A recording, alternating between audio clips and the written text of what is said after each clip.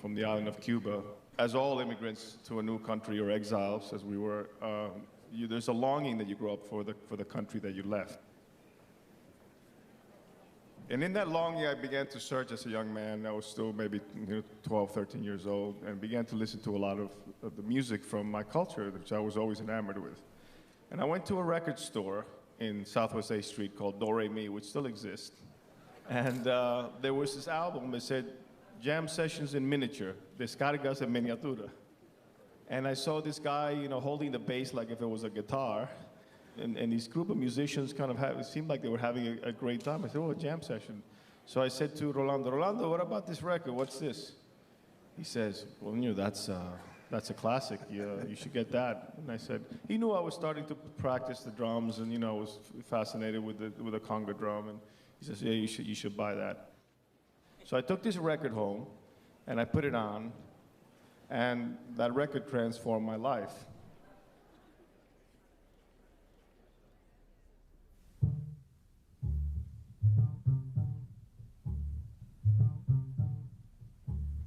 Every tradition in music, to break that, is always a problem, A lot of people really may resistant to that.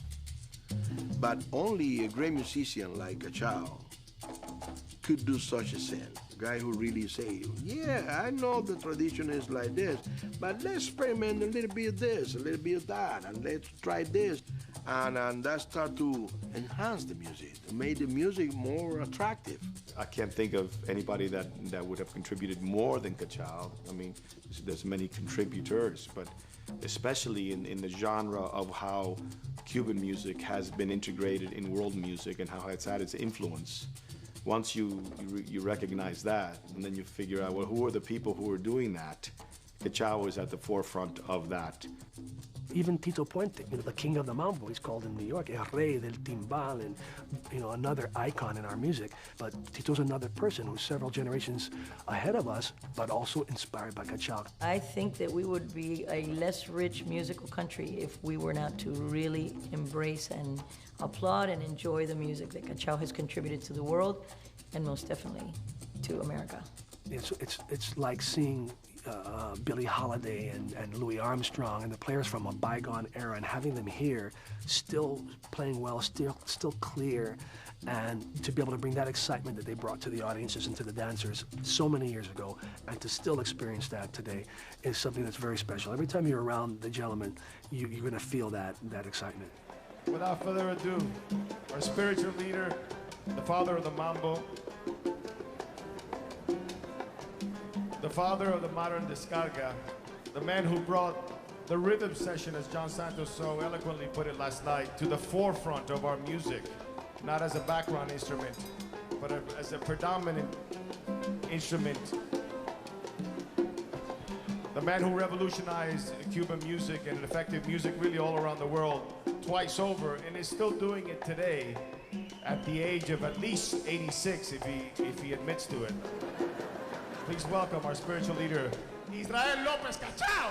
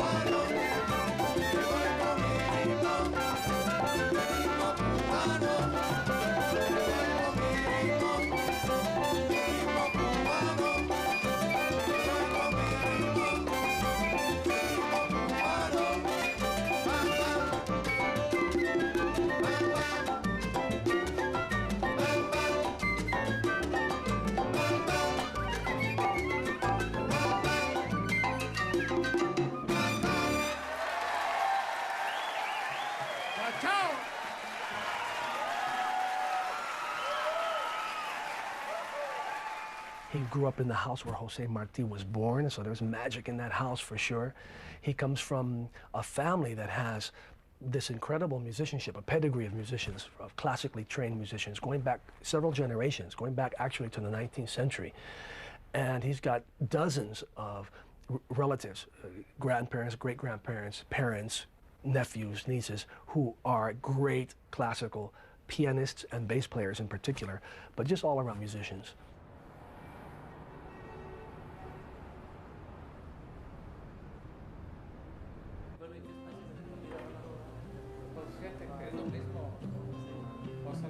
Déjame preguntarte una pregunta. Empezaste como niño tocando música. En el 26, 1926. Empecé como percusionista, bongocero. Al año era trompetista y tercero. Y después cogí el bajo. En el 27 ya estaba tocando el bajo. Y entonces hice del 27 al 30, hice cine silente. No había música, no había sonido. Y entonces hicimos 3 años con el maestro Ignacio Villa, que cariñosamente le decían Bolanieves a él. Pero anteriormente comencé con el sexteto de Pascual Fa, padre de Roberto Fa, famoso director de conjunto canción. Éramos todos muchachos. Yo tenía 8 años, Roberto Fa tenía 14. Era el mayor de todos nosotros. Los muchachos todos 7, 8 años, 9 años. Imagínate. Aquello era una creche infantil. ¿Qué te importa que te ame si tú no me quieres ya? El amor que ya pasamos no se debe recordar. He grew up with people like in the 20s and 30s and 40s with María Teresa Vera, el Septeto Nacional de Ignacio Piñeiro, Abelardo Barroso, Benny Moré, Rolando La Serie, Bebo Valdés, and his brother Orestes Lopez, which they would know, his nickname was Macho, who was a genius, like Cachao. They composed most of the music together, and I would say he was probably, you know, Cachao's greatest influence and greatest collaborator, you know. Bueno, siempre fue la música. De niño, como la familia mía, eminentemente musical todo el mundo, pues eso era el hobby mío principal. En mi casa se tocaba música todo el día, todo el tiempo. Nada más que el tiempo de dormir era que no se hacía nada. Pero después todo el mundo estaba alegre de nuevo a tocar música. Eso era todo el día. La familia musical, todo el mundo. Mi madre tocaba un instrumento, mi padre el otro, mi hermana el otro, mi hermano el otro, y yo el otro. Así hacíamos una orquesta. Nosotros nada más que sabemos de música. Toda música. Nada, ni clavar ni siquiera un clavo. No. Yo nunca fui ni carpintero, ni nada, ni mecánico. Yo no servía para nada de eso. Siempre la música solo. Se iba a los bailes y no se cobraba. Los músicos no cobraban. No cobraban. Sí, porque no estaban dedicados a eso. Después que vino la unión ya se organizó y eso. Los músicos generalmente no eran músicos solos. La música la tenían por hobby. Bueno, Ignacio Piñero era albañil. Albañil. Entonces los músicos eran sastres. Documental de él. ¿Cómo no? Increíble. Sastres, barberos. Y de noche salía a tocar y a escribir. Cualquier cosa, porque la música no vivía. Después vino la unión de músicos, entonces se establecieron las tarifas. ¿Qué año fue la unión? En el año 33. Yo tengo un carnet, la foto que tengo con bigote, en ese año. Pero no vinimos a cobrar hasta el año 33. Pues entendido que fue cuando vino la unión. Uno llegaba a un baile y el programa era de 34 piezas. ¿Tú sabes lo que hacían los músicos? 34 piezas en la noche es mucho. Y tú cuando terminaban, 4 de la mañana, las 34 piezas, siempre decían, ¿dónde van ustedes con un machete? No, que no, ¿qué? Va. Cuando el sol asoma el cholito, la cabeza, por aquella goma, entonces ustedes se van a las 9 de la mañana. Había que aguantarlo. Chayo, chayabara, coyenica, mañongo, iro.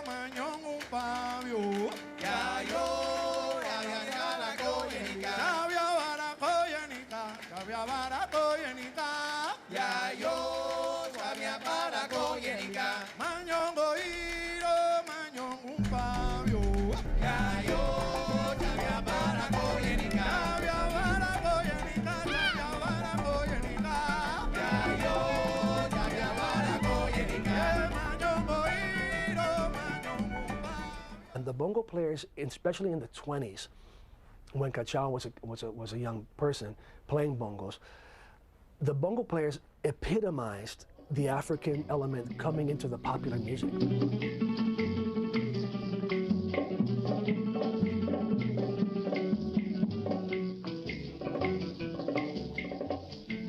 There are a lot of recordings that exist still of that era. That was a special era, and you hear this African complexity in the rhythms, and that's Cachao's root. And he never left that. He brings that African sensibility into everything that he does. Vi un documental una vez, y estoy hablando del año 36 del África. Habían 20 individuos tocando y ninguno tocaba igual, el ritmo. Y hacía un impacto, una cosa así, increíble. Y dice, ¿cómo pasa eso? Ahí había clave de guaguacó, de toda clase de clave, y de todos los ritmos, toda cosa. ¿Y esto qué? Y también es una cosa de posesión. Estos son los ritmos de nosotros. Sí, el tren. Tú vas en un tren y coges, tú sales del vagón y párate entre los trenes para que tú veas lo que hace la línea. El tren va y entonces en la junta hace una serie de golpes que es puro ñáñigo.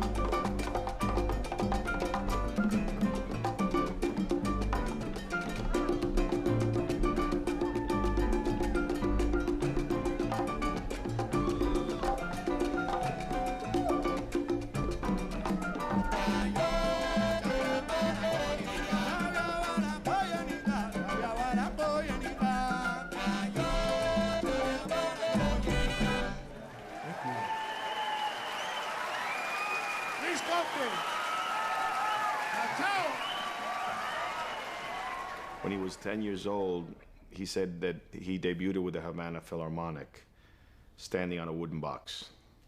And so he has this classical training that he comes from, and played with great composers and conductors from Europe that would come to Havana in the 20s and 30s and 40s. Si habla de compositores, uno de los preferidos míos es Beethoven. Hice mucha música de Beethoven. Toda la sinfonía de Beethoven la toqué yo. Toda. Desde la primera hasta la novena. Y de Mozart, de Tchaikovsky, de todos esos grandes compositores. Yo tuve 30 años en la orquesta. Imagínese usted, la experiencia que adquirí fue increíble.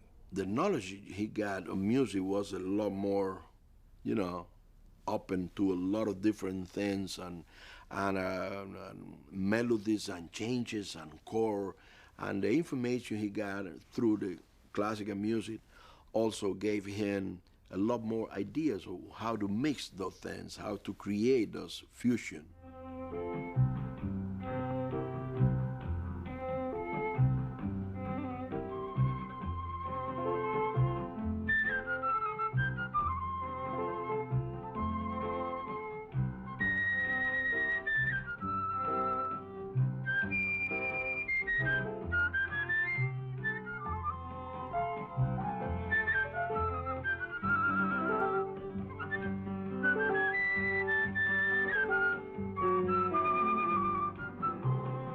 Danzón is a very elaborate, almost like a minuet in the way that it's danced. It was danced almost choreographically. People that danced it knew what they were doing. There was the language of the fan that the women used when they were dancing danzón. It's got some very specific steps that are done, and it's very formal, and it was considered like very high class and had a lot of etiquette that went along with it. So it was funny because he brought these really cool African rhythms to this music and created this that kind of became like the waltz of Cuba.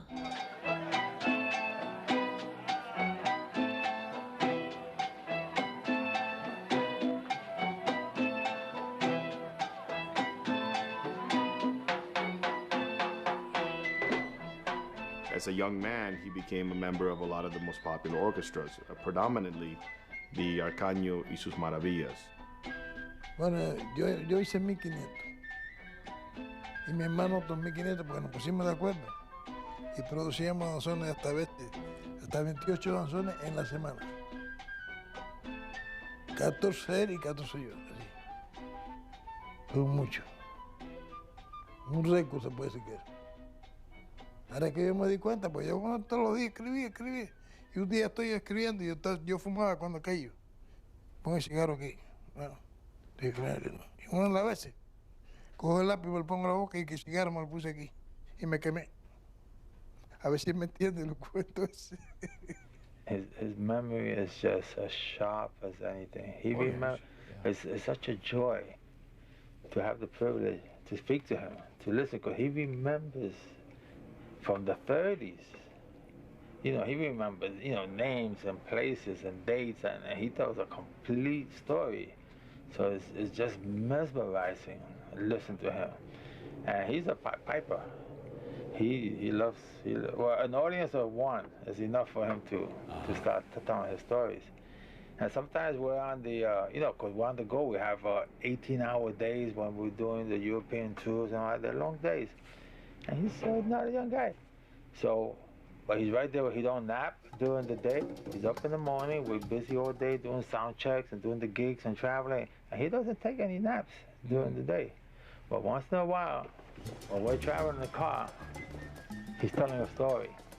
And he would say, "Tu sabes, Bonilla, that in the early 40s in Cuba, when I was," and then he goes, all right? And then the car will hit a bump. He go boom, and he go, "When I was in the Tropicana," and he picks up the story from where he left off. I said, "What? This guy's incredible." Oh my goodness. How did he meet Estelle? From the neighborhood. She was, he would pass by, they'd be sitting out, she'd be sitting out on the porch with her family, and he would be passing by, and they would see her, he would speak to her. And don't forget, that's the era of when everybody was chaperone. You had to have permission to even speak, or to walk with the person, and the chaperone would go along. So that was the period. Lo que más me gusta, lo que más siempre me gustó de la relación de ellos fue el respeto enorme que había entre ellos. Él, músico, ella, esposa de un músico, ella aconsejaba al esposo y al músico, pero no intervenía en su carrera. O sea, que lo que él decidiera, ella, si no estaba de acuerdo, le podía dar una sugerencia, le podía decir, "Mira, Cachao, esto, lo..." Pero yo lo que más me gustó y lo que más me enseñó a mí para mi propia vida futura fue que yo nunca en mi casa oí una discusión entre ellos. ¿Cómo se siente crecer con Cachao? Fantástico, fantástico. Yo siempre digo lo mismo, que yo me levanto dándole gracias y me acuesto dándole gracias a Dios por el padre que me ha dado.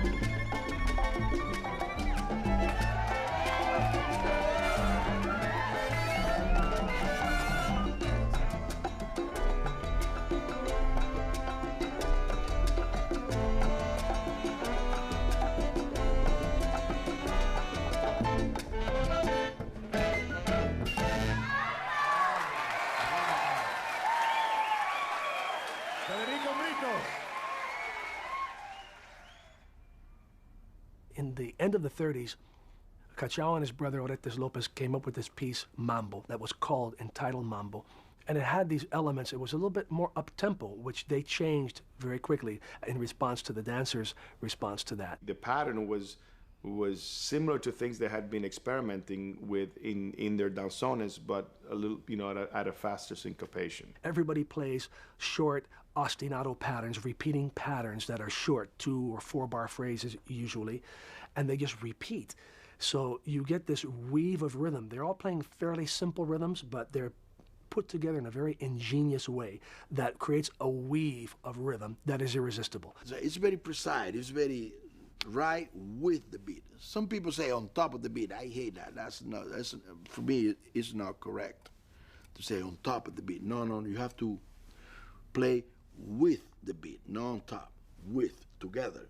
Because in music, when you're playing in 4/4, 4 is in the way down. 1, 2, 3, 4, 1. But it's not on top, it's with. Boom, ba ba da ba ba ba ba, boom, beepity ba bitty bitty bitty, boom. That's kind of concept of a strong rhythm is what the people who dancing, they want to be sure whoever's playing that thing, they got that strong concept of rhythm. In 1938, experimenting with the syncopation of the Cuban danzón, Orestes Lopez and his brother, Israel Cachao, added an additional part to the Cuban danzón, and it was called the Nuevo Ritmo. And in that Nuevo Ritmo, that first danzón was entitled Danzón Mambo. But that danzón laid the foundations for the mambo craze that swept the world later on with Perez Prado in the 50s. Here we take the original Danzón Mambo and put it to Cachao's orchestra with a horn section, and you hear where the mambo was born. Mambo!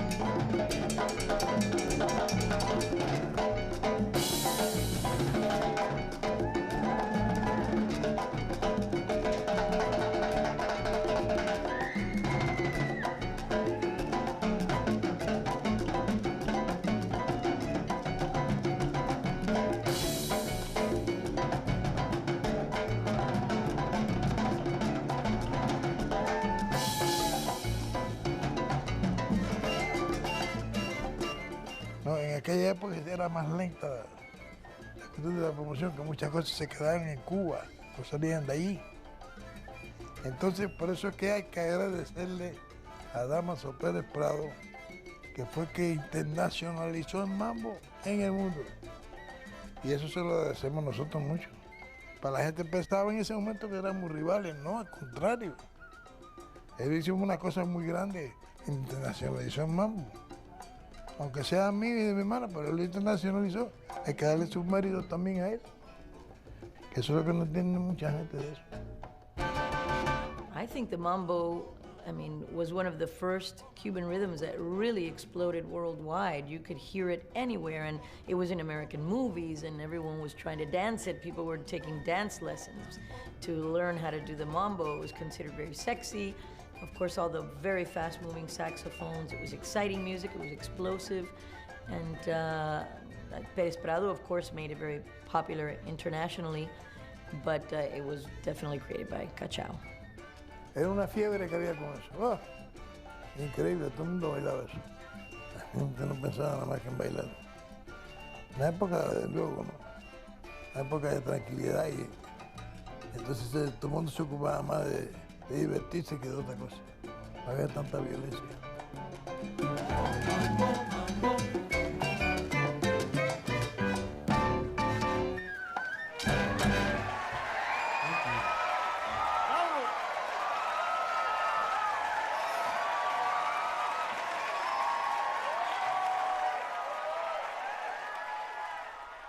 La tradición del danzón todavía vive debido a ciertas cosas que Cachao y otros músicos han hecho durante muchos años, que es dejar que haya ciertas improvisaciones y ciertas variedades dentro de esa música.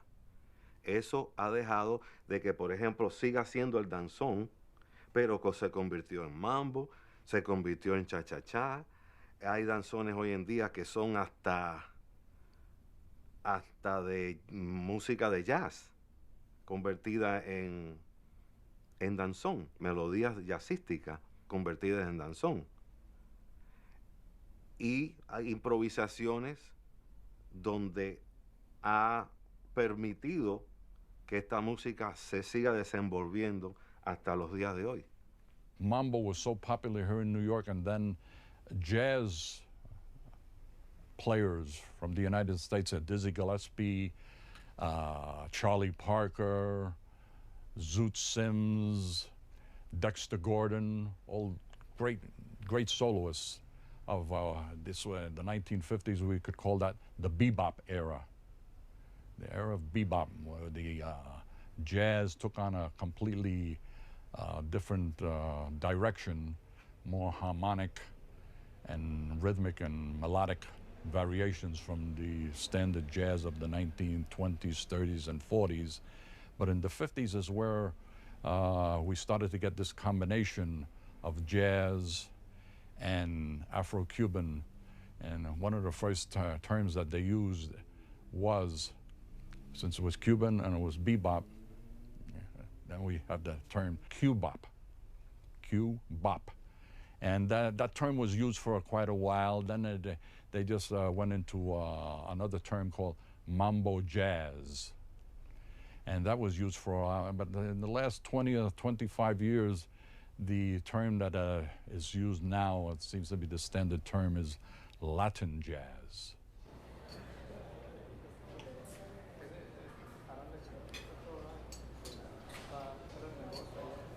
¿De dónde viene Oye Cómo Va? Dilo tú, Rey, porque van a pensar que yo estoy loco. Primero oí chanchullo de eso como el 58, un disco Gema de esos de 78.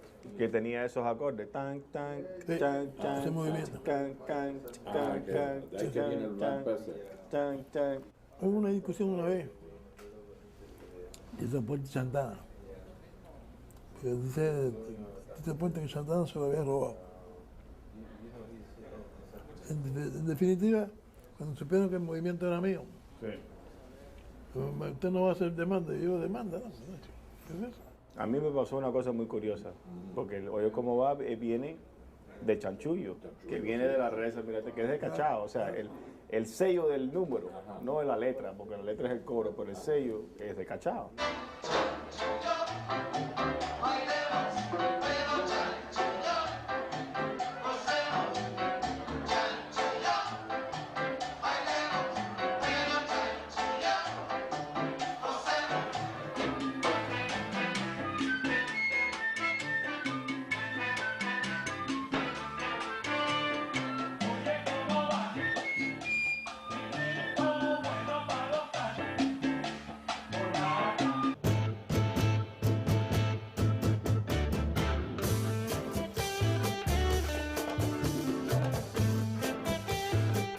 Y entonces, por supuesto, Tito cogió ese vamp y lo convirtió en un número.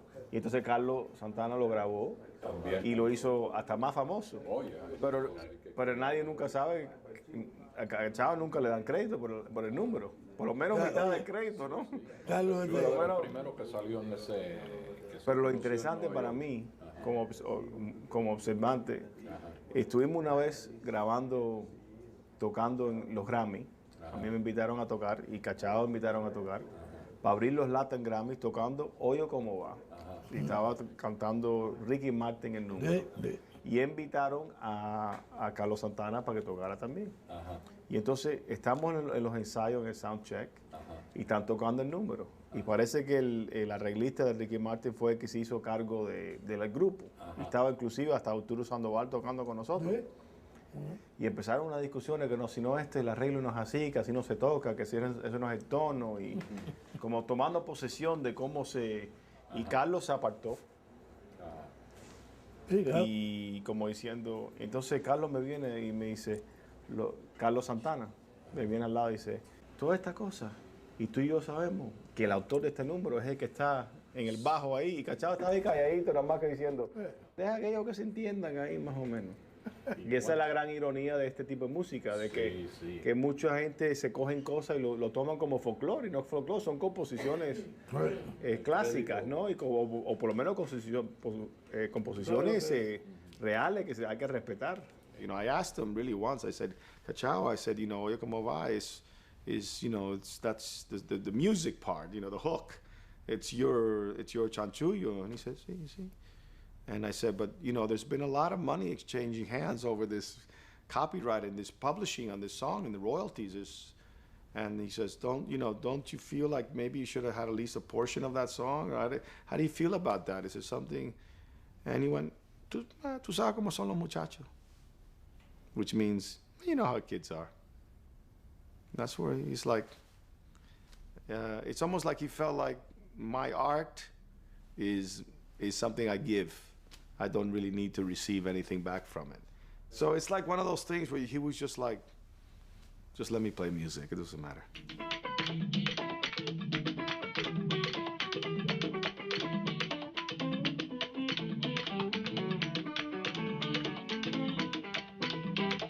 He talks about this festival that they used to have in Cuba. The musicians, they would go up into the mountains and have like a festival. Pero lo que hacíamos era, se reunían uno, por ejemplo, unos 30 o 40.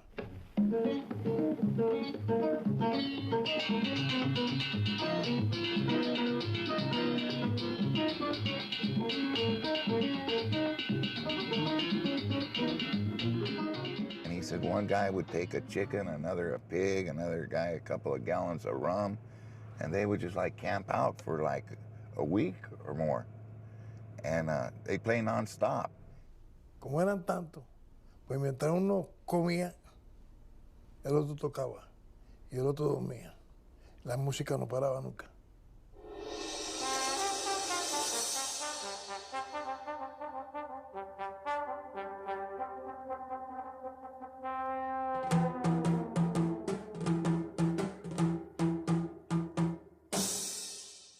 In the 50s is when he became known as a band leader. And his popularity, of course, as a band leader grew. But his group was like an incubator for the great musicians in Havana at the time. The percussion in Cuban music had always been an accompanying instrument, meant to back up the singers, play rhythm for the dancers to dance to. It was not your job to sit there and take solos or to improvise or to play fancy. No, you play time. And that was your job. But those descargas of Cachao, he did it in a special way, and it was the pinnacle. At that time in '57, when that happened, it was the pinnacle of this idea of the percussionists as virtuosos. Those gentlemen I mentioned, Barretico, Tatawines, they were Picassos on their instruments. They didn't just hold time. They had great sense of time, great sound on their instruments, but they were virtuosos. And Cachao unleashed them. Cachao was a major influence to most musicians that knew of him, knew of his music, and serious musicians, especially jazz musicians, American ones, wherever they were from, they knew about Cachao. And Cachao, with his improvisations, with his descarga, brought that unique element of improvisation to music. And improvisation is really, it comes from the soul. You can be a great technical musician, but a lot of people can't improvise because you're writing on the spot. And I think listening to him do this and seeing the many ways that he would take a theme and then go crazy with it on the bass, give the trumpet, give the piano a space. Sort of free association jam sessions, incorporating elements of American jazz and Afro-Cuban rhythms, like fusing that and creating these sort of jam sessions or descargas where musicians were able to really, be highlighted, I think he applied a lot of percussion and a lot of rhythm to the instrument. I never hear anybody doing such a thing. He really create those kind of things. He beat the bass with the bow, and he play on top of the wood of the thing, not on the strings. I'm not talking about the wood, as a percussion instrument. He really created a lot of things, a lot of sounds with the bass, but always in function of the rhythm, to enrich or to enhance the rhythm.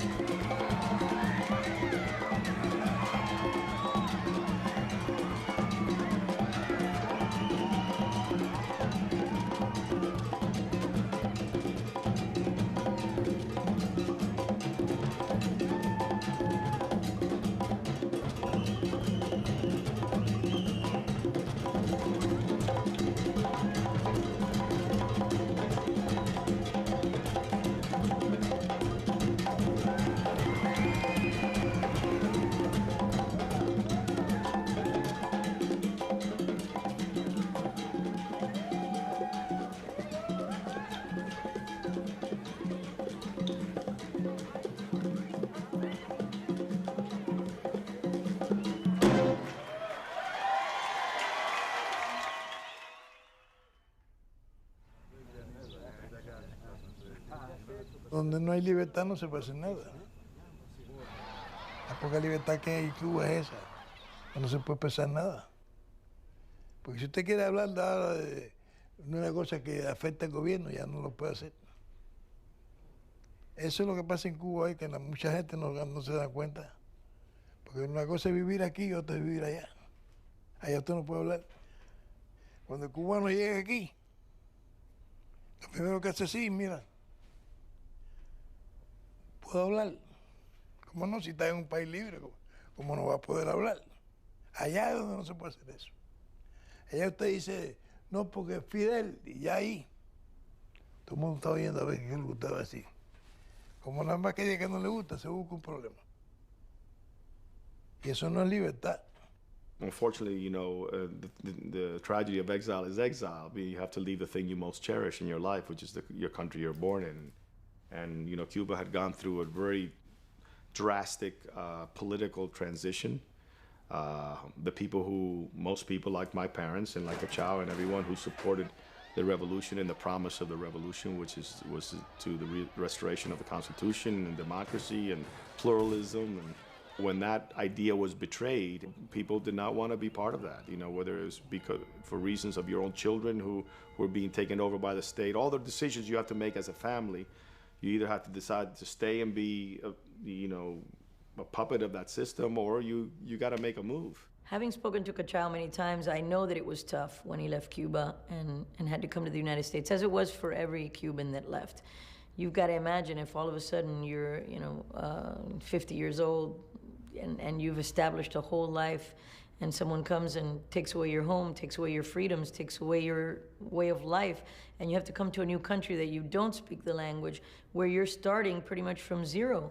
But I've got to tell you that what made Cachao incredibly special was that despite all his difficulties, despite the fact that he was a huge star in Cuba and that he was instrumental in creating new music for the world, he was so humble, and he never lost the love and the joy of making music.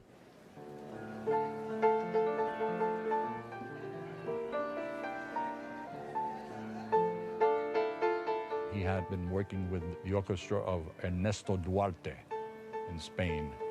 And he was there for a couple of years when he left Cuba. And then he decided to come to New York. The revolution separated them. His wife Estelle was vacationing in New York when Castro took power in 1959. So she decided not to go back to Cuba. Cachao was finally reunited with her when he got to New York in 1962. But their daughter still remained behind in Cuba. Es mi boda de mi comunión. Cuando yo hice la comunión, que fue en la iglesia del Carmen también, donde me bautizaron, y la que está al lado mío era mi amiga de Cuba. Fue en el mismo año que mi papá salió de Cuba. Él no tuvo tiempo de estar conmigo ahí, pero estaban conmigo los dos. Cuando yo hice mi comunión y toda mi época que estuve sin ellos en Cuba, ellos siempre estaban conmigo porque no me faltó el amor, siempre tenía el amor de mi familia, hasta el 66, que gracias a Dios los pude ver. Mi mamá era una persona que era fuerte de carácter. Tenía que hacerlo, hacía. Tanto fue así que ella sacó a 3 familiares de Cuba, ella sola, estando en Nueva York, trabajando sola en Nueva York sin saber el idioma. Trajo a su mamá, a su hija y a su madre. Y cuando mi papá llegó a Nueva York, llegó por el día y ya por la noche mi papá tenía un trabajo en el Bronx Casino en el Nueva York. It was around 1963. I was playing with Tito Puentes' band in Palladium Ballroom. I see this gentleman walking down in the front of the ballroom, and he gets up on the bandstand, and I say, "That's Cachao, man, oh, yeah." And he played 2 sets with Tito Puentes' band. And immediately, all the dancers just stopped dancing and came up to the front of the bandstand to witness Cachao. It was the first time the public had actually seen him performing here in New York City. Cachao stayed in New York and did many recordings. He became a most called for studio player in record sessions. En Nueva York tuve 9 años, o 10 años. Y de ahí, de los 10 años de Nueva York, pasé para Las Vegas, Nevada.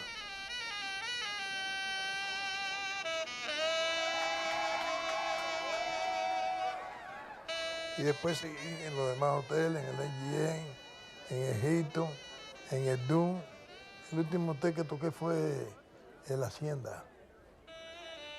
Bueno, el lugar preferido mío en Las Vegas fue el Caesar Palace, con la orquesta de maestro Pupi Campo. Éramos un grupo pequeño, tocábamos en una balsa que se movía constantemente la balsa. Era un barco. Entonces ahí todo el mundo llegaba y había quien se mareaba. Y ahí se podía comer y todo el mundo comiendo. Y bueno, y nosotros tocando también. No crea que era... Pero me acostumbré y me sentí muy bien ahí.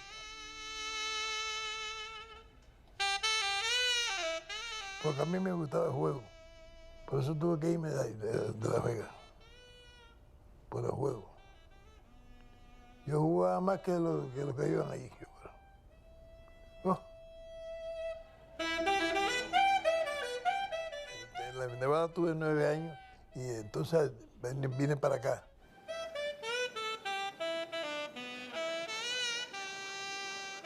His wife finally said, "We got to get out of here because you make $4 and then you blow 6." They moved to Miami in the late 70s, and obviously he went there. There was a cultural connection, and it reminded him probably of Cuba, and had relationships there, obviously. Miami is kind of a very unique city, and for Cubans that are missing Cuba, it's probably the closest thing to home. Unfortunately, though, in Miami, especially at the time that Cachao was here, there wasn't a huge music scene. Cuando del África llegué, yo tragué pescado. Cuando del África llegué, traje mis caracoles. Me trajeron los españoles en un barco carabela. I got a recording there in Miami, and I would love to use Cachao to play the bass in that recording. And when we talked, I remember he told me a couple of things. He said, number one, somebody have to come and pick me up. I have no car now at this moment. And also, I need you rent a bass for me because I don't have a bass either. Wow. I couldn't figure it out. I couldn't find out what it's all about. And then I asked Juanito, what's the story? He said, Arturo, he's not doing too well, business-wise, you know. He don't doing too well, and that for me was hard, you know, to believe. Such a musician with that tradition and that reputation for so many years, he was struggling, you know. One day I was in a restaurant, and I saw a guy. I heard some Cuban music that was fantastic, and then they came to the table, and he stand up, and I stand up, and I see him, and I give him a hug. I say, "Oh, Cachao, oh my God!" You know, I give him a big hug, and I saw him playing for tips. Regalaron amiguito pa que luego fuera esclavo. He was playing bar mitzvahs and, you know, whatever. You know, people would call him and do maybe some little session work in Miami, but it wasn't really a lot. And so he was surviving, basically. And one of the bands he started working with was the Hansel and Raoul Orchestra. We were working in this place called Merchandise Mart. We had this bass player called California, and one night he sent a sub to sit in for him because he couldn't make the gig. So the one that he chose was Cachao. And when I was sitting at the bar, like most of the time, and I see Cachao walk in, and I go, "Oh my God, this is so nice." Yeah, Cachao came to hear us play, to hear our music, and it turned out that he was the sub, you know. He goes, "No, tonight I'm going to play with you guys." Actually, his words were, being the great gentleman that he was, so tonight I'm going to have the pleasure of playing with you, with your band. So we all like freaked out, you know, because everybody knew who Cachao was. He wasn't a household name per se, but all the musicians knew him. We all knew about him. Regalaron amiguito pa que luego fuera esclavo. The 80s was wild. The 1980s in Miami was drugs, salsa music, and parties. That's all it was. Drugs? Yeah, a lot of drugs. But Cachao was old school. You didn't dare talk anything about drinking or drugs in front of Cachao. I mean, I didn't have the courage to do that. But we all, the band, we used to go to after parties all the time. The clubs open till 11 o'clock in the morning in those days. So we used to finish playing and let's go party. Cachao would never go to those places. He was by the book, old school. He's more than a musician. He's a unique human being. He was all about his family, his wife, the daughter. He didn't have musician-like qualities. And I don't want to insult any musician. I am a musician.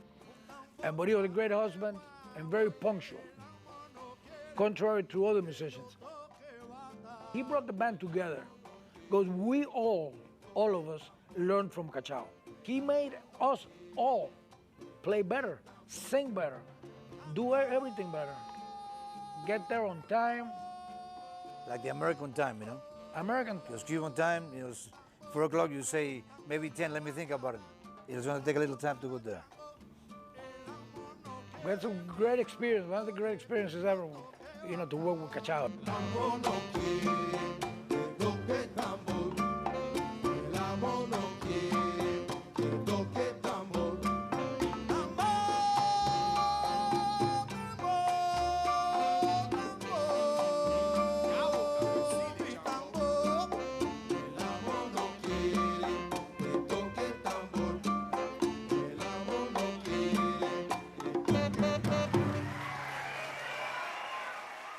So in '89, we got the San Francisco Jazz Festival to sponsor a program called La Evolución de la Música Cubana, de la Música Afro-Cubana, the evolution of Afro-Cuban music.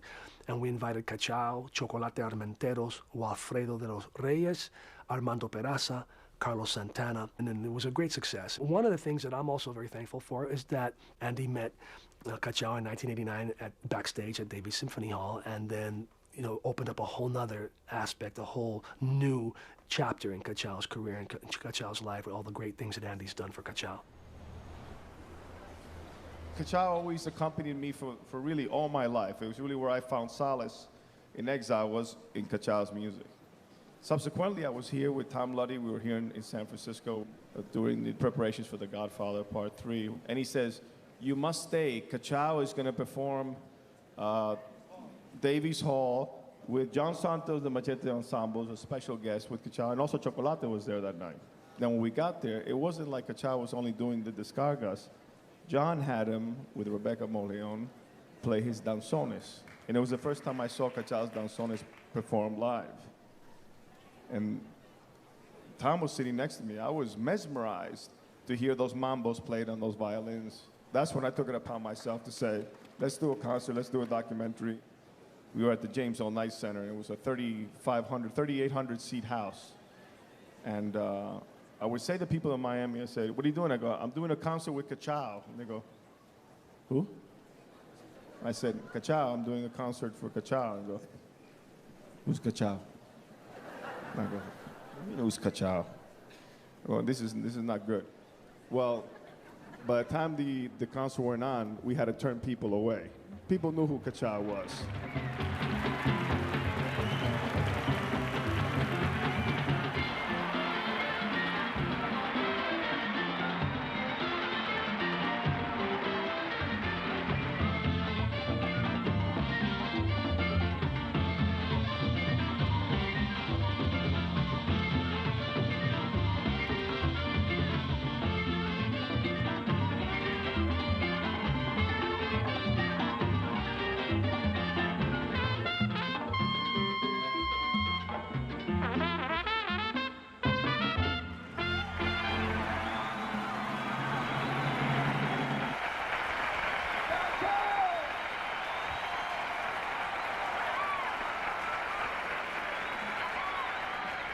No, caballero, esto tengo que decirlo porque lo siento, de verdad. Ustedes saben lo que es un muchacho tan joven y con tanta responsabilidad que mantiene nuestras raíces. Es increíble. A él le agradezco.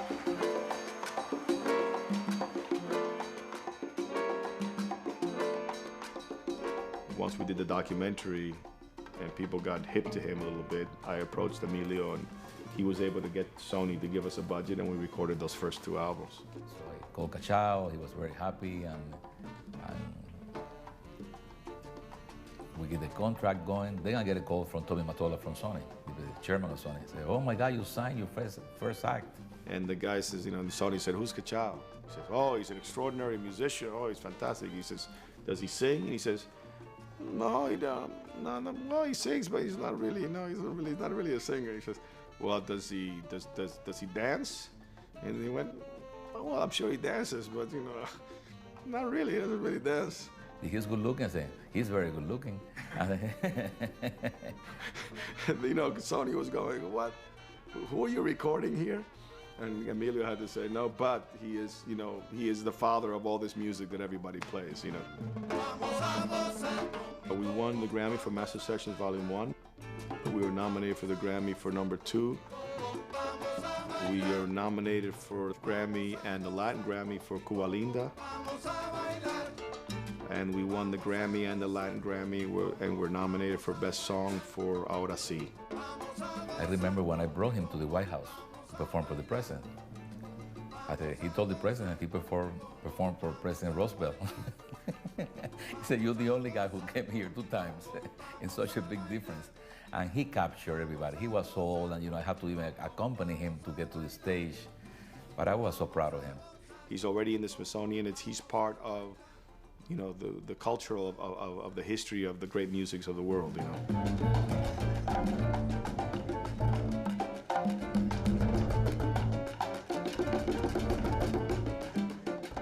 When Andy has the opportunity, he performs with Cachao.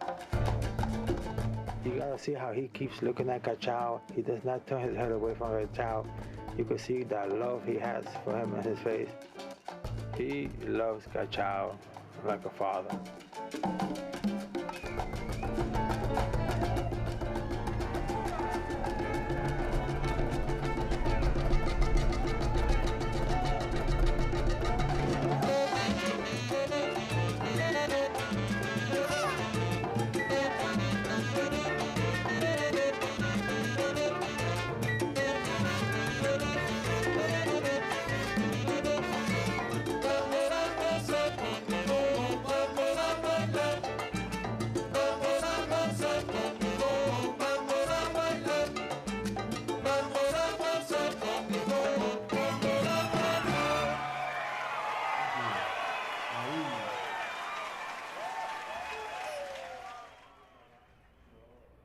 Ya, este es el 4º Grammy que me gano.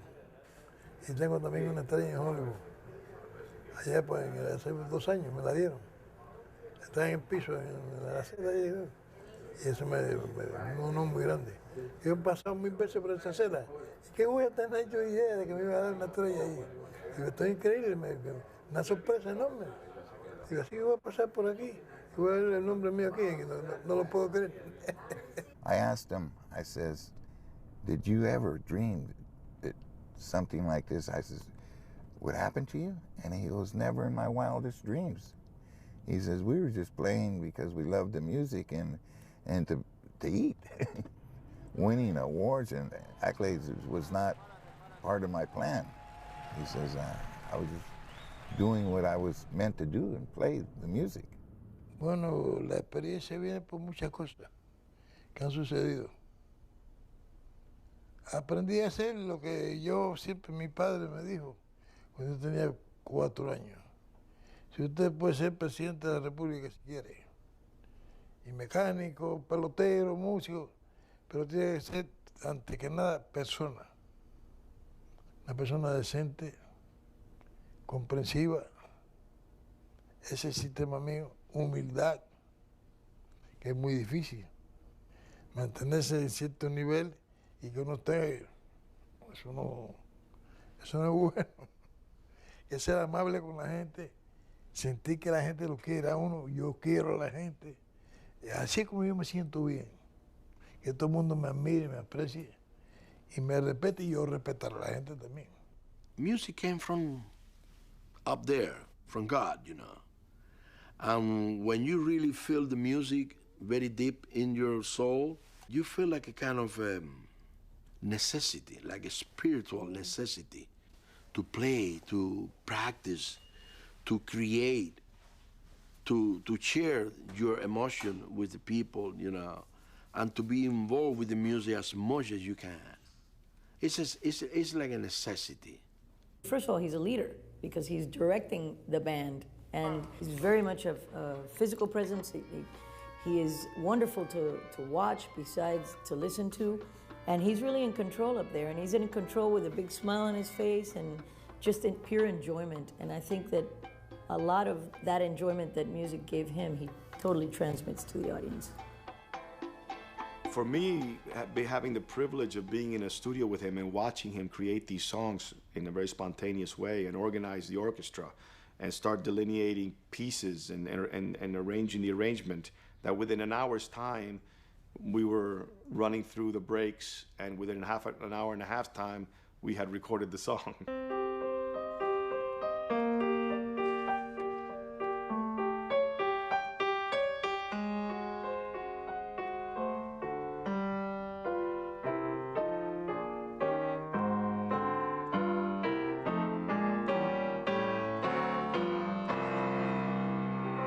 Había otro patrón Toca cromático. solamente lo que quieres que haga yo la segunda vez. Por eso, toda la melodía para que pase el contemporáneo, tenga todo el piano.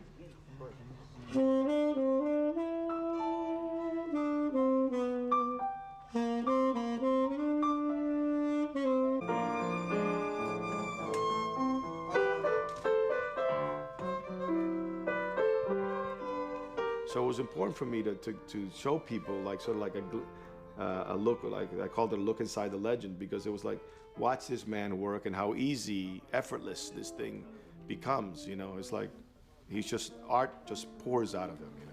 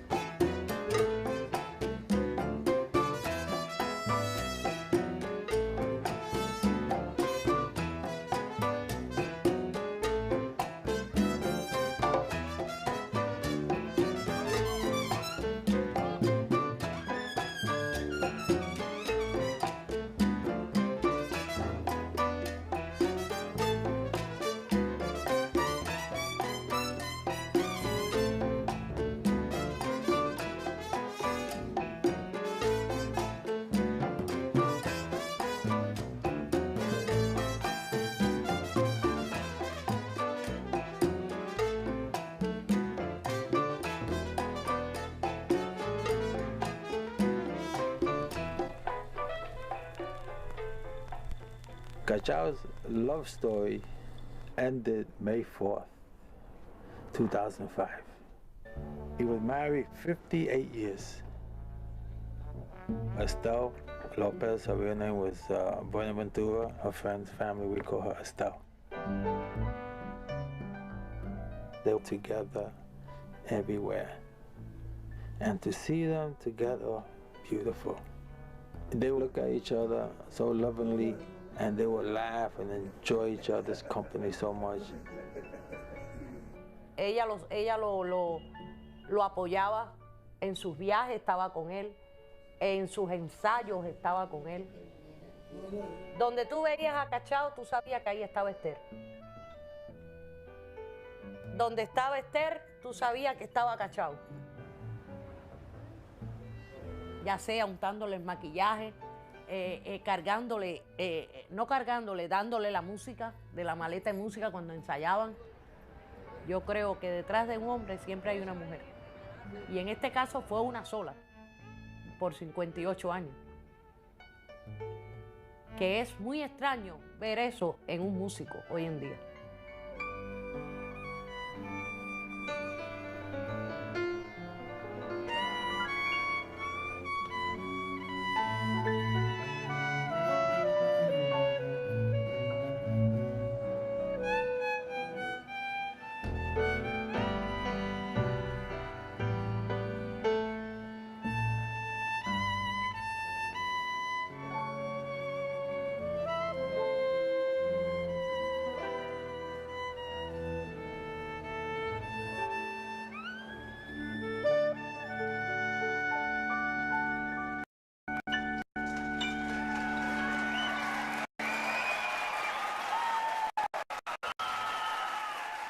Si antes cuando ella estaba viva, la tocaba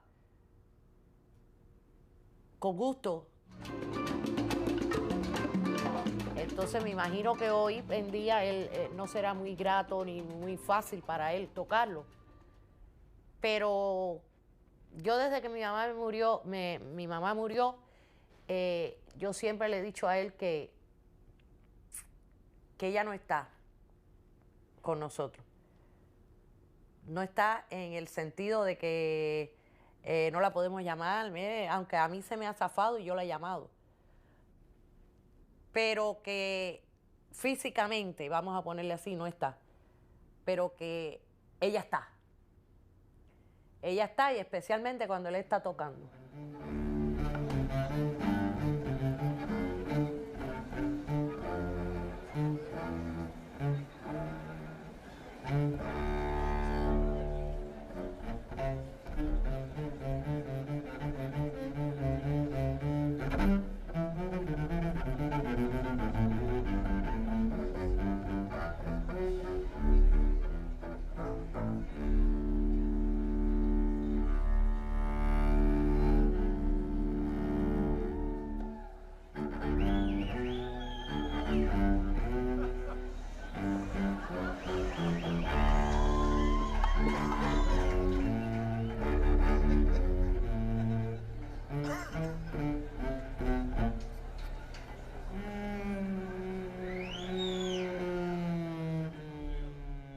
¿Y qué te inspira a escribir canciones, a pensar de los temas? ¿Es la vida o algo te inspira o cómo lo haces? No, es parte de uno, porque uno tiene que tener esa cualidad, porque es muy conveniente, porque es como una terapia.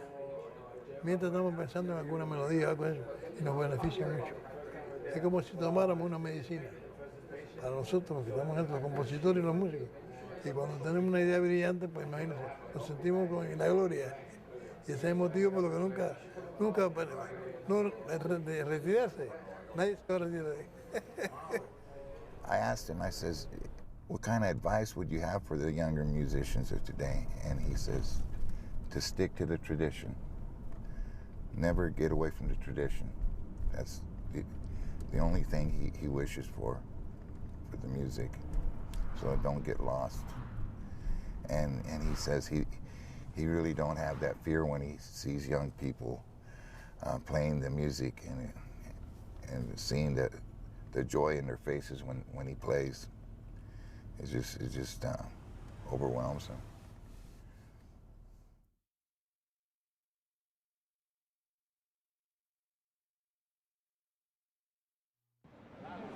Políticos, artistas, activistas comunitarios, gente de pueblo se han reunido hoy en la iglesia San Michael para rendir tributo al rey del mambo, alguien que dejó de ser cubano para ser del mundo, Israel López Cachao.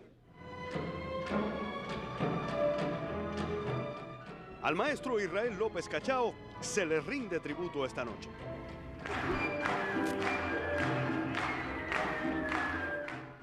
Una despedida como lo hubiera querido. Cientos de cubanos se unieron en oración y aplausos para el gran músico que deja un legado inigualable. Una misa de difuntos solemne, pero festejando la vida de una leyenda, al estilo que hubiese querido Cachao, recordado entre lágrimas por quien lo llama su padre adoptivo. Por eso es tan difícil despedirme de él hoy. ¿Qué hacemos con esta pérdida tan monumental? Cachao iniciaba su último recorrido por las calles de Miami, camino a la necrópolis donde descansa su cuerpo, porque su legado sigue vivo y la leyenda descansa, no muere. I think that it says a lot that Cachao, every time he saw me, kept congratulating me for the success that we had been able to accomplish worldwide, when I was the one that was in awe of him and that thanked him each time, because he really was very influential in my life, both as a musician, as a human being. And I don't think he realized his impact. And I think that that's the beauty of that. I don't think he cared. I don't think to him it was a big deal that he was a musical star and a genius and whatnot. He never focused on that. He focused on being able to give to people through his music. And that to me will always be something that I felt very fortunate to share with him. Cachao, the world lost a great human being. Because everybody knows about the music. But the man himself is what makes him so great, you know. Best musician ever. I think he was an even better man. Cachao was inspiring his peers and every generation after each decade goes by, and that'll continue because of, you know, folks like me who have been influenced by him. Whenever anybody ever asks us about the music, about who to listen to, about who to study, about how to learn, Cachao's the first person we point them to because of the information. It's like a treasure trove of information and history and documentation of rhythms and of styles. And Cachao is just, you know, nobody can really equal his legacy in that respect. You can put him right next to Louis Armstrong and Dizzy Gillespie and Charles Mingus and Charlie Parker. I mean, that's the lexicon of the names that he's up there with, you know. And that's and for me to have been associated with him or have contributed a little bit to form an awareness of him that way is someone told me to do that. Someone told me to go into that record shop and dig through that and pull out that LP and say, here, I'm going to give you this gift right here. And so Cachao for me was a gift, you know. And so it was, the best thing to do with a gift that you receive is to share it with other people, you know, give it up in a way. I think that's what he did all his life, was he just gave it up, you know, gave his art to the world and for those two, and that's all he needed to do. He didn't need anything else. How he survived? With his art.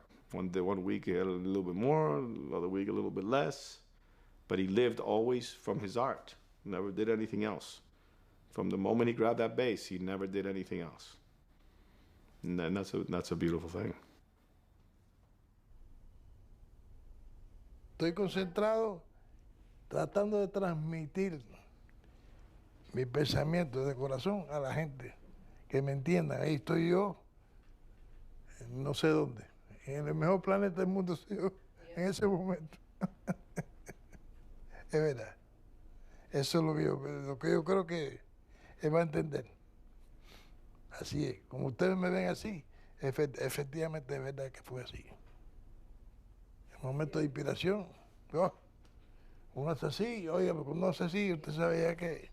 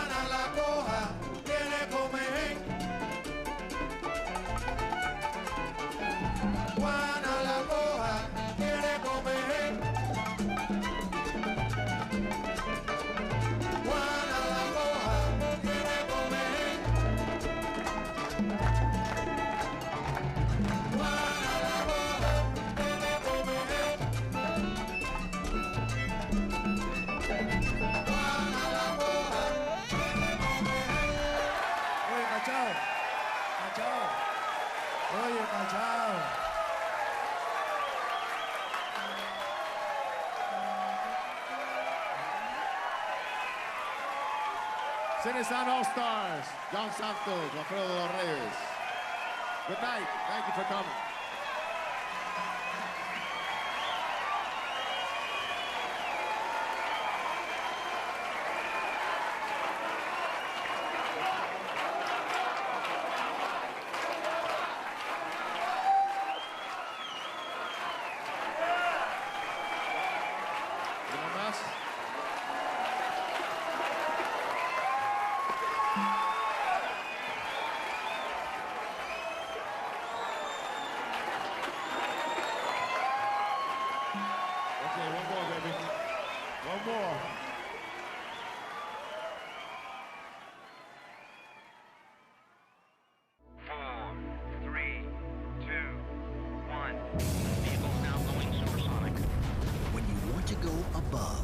Something new or reach beyond. Oh my gosh. When you want to peer inside. It would seem almost impossible. Or push the limit. These divers are like astronauts. When you want to find new frontiers. I was truly astonished. Nova. Only on PBS.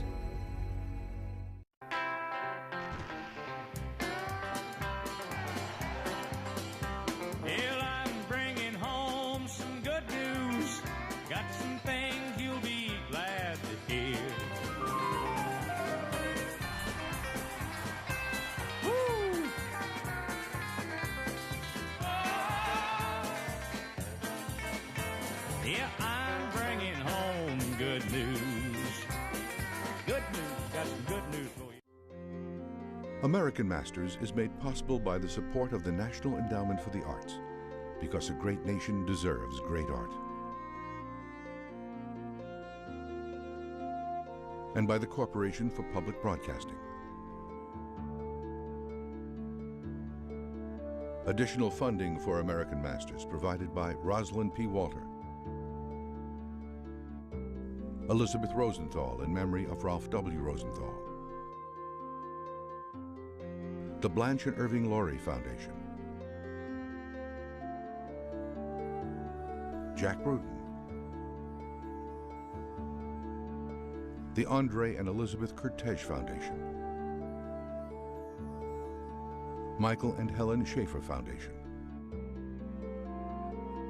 and by contributions to your PBS station from viewers like you.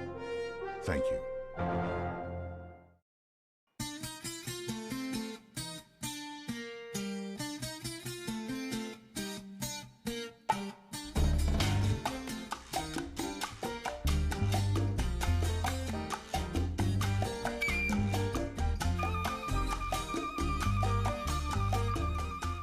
To learn more about Cachao, visit pbs.org.